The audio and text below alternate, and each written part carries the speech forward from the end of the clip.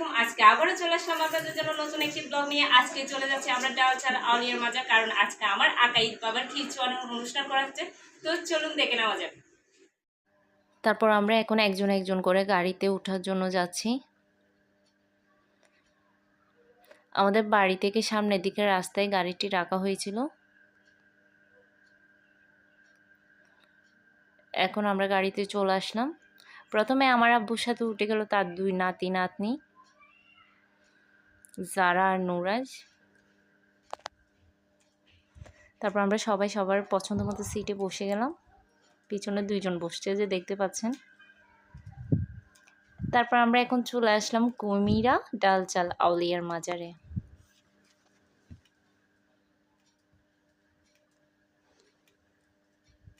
দেখতেই পাচ্ছেন মাজারের পুরো ডিটেলস এখানে দেওয়া আছে।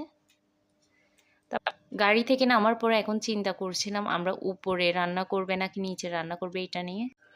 তারপর আমরা সবাই মিলে একসাথে ডিসিশন নিয়ে নিলাম আমরা উপরেই রান্না করে খাবো, কারণ যেহেতু ফ্যামিলি মেম্বার নিয়ে আসলাম তাই কয়েকজন মিলে সবাই একসাথে জিনিসপত্র নিয়ে উপরে উঠে যাচ্ছি। গরমকাল যেহেতু তাই প্রচুর রোদ ছিল। আস্তে আস্তে করে বাচ্চাদেরকে নিয়ে আমরা উপরে উঠতেছি। এখন আমার বেবিও ওঠার ট্রাই করতেছে একটু একটু হাঁটি হাঁটি দিয়ে। উঠতে উঠতেই দেখতে পেলাম এক পাশে একটা ঝোপ, যেটা দেখতে অনেক সুন্দর লাগছিল ন্যাচারালি। তা আমি আর দেরি না করে চলে গেলাম ছবি তোলার জন্য।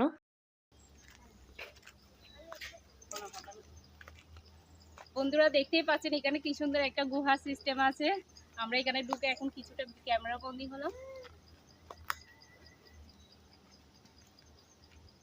তো বন্ধুরা এখন আমি আর আপনার ভাইয়া টায়ার্ড হয়ে গেলাম, তাই একটু রেস্ট নিচ্ছি বসে। এখানে সিঁড়ি দিয়ে ওঠার সময় কিন্তু বসার স্পেস আছে, তাই আমরা রোদের মধ্যে যখন টায়ার্ড হয়ে গেছিলাম একসাথে বসেই রেস্ট নিচ্ছি। সাথে আমার বেবিও আমাদের সাথে না বলেও নিজে নিজে বসে গেল। দেখতে পাচ্ছেন ও নিজেও টায়ার্ড। তারপর উঠে সবাই মিলে জিনিসপত্র বের করে রান্নার জন্য প্রস্তুতি চলছে এখন। বেবিরা কিন্তু খিদার জন্য ওদের নাস্তা নিয়ে নিল, এখন দুজনে খাচ্ছে নাস্তা। তার সামনে আমার আব্বু এখন রান্না শুরু করে দিল। একটাতে বিরিয়ানি, আরেকটাতে ডাল, আরেকটাতে মুরগির মাংস। আমার আব্বু ঘরোয়া পিকনিকে সবসময় রান্না করে একা একা, সাথে তো আমাদের হাসি দাদাও থাকে। তারপরে এটা হচ্ছে মাজারের পিছনের অংশ। এখন সামনের দিকে যাচ্ছি মাজারের। তো বন্ধুরা এইটাই হচ্ছে ডাল চাল আউলিয়ার মাজার, আপনারা দেখতেই পাচ্ছেন। আল্লাহর সৃষ্টি প্রকৃতির অপরূপ সুন্দর, দেখতে অনেক সুন্দর লাগছে। সেই পাহাড়ের চূড়ায় বসে আছে মাজার, সব দিকে ফল মূলে ভরা, সত্যি অনেক মনোমুগ্ধকর। তারপর এখন আমার আকাইদকে ক্ষীর মুখে দিয়ে বের করা হলো। ওখানে যে মাজার খাদেম থাকে ওনাকে দিয়েই দেওয়া হয়। তারপর এখন সবাই মিলে দুপুরের লাঞ্চ করার জন্য ওয়েট করতেছে।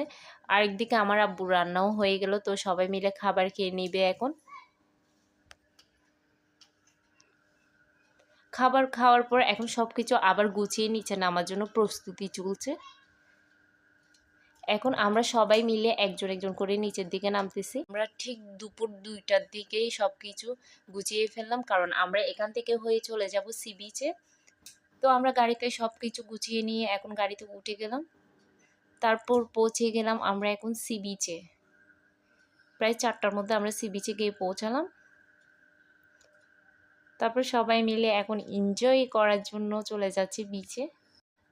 যেহেতু ফ্রাইডে ছিল তাই সি বিচেও অনেক ভিড় ছিল, সবাই আপনজন পরিবার নিয়ে ঘুরতে এসেছিল ছুটির দিনে। তারপর আমি আমার নুরাজকে নিয়ে চলে গেলাম সাগর পাড়ে। আমার নুরাজ কিন্তু সাগরকে প্রচুর ভয় পায়।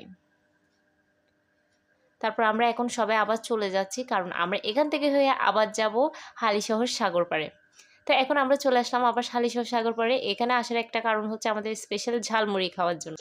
তারপর আমরা সবাই মিলে ঝালমুড়ি খেয়ে নিলাম। প্রায় সন্ধ্যা হয়ে গেল, তাই আমরা বাসায় চলে আসলাম। সত্যি দিনটি খুব আনন্দপূর্ণ ছিল।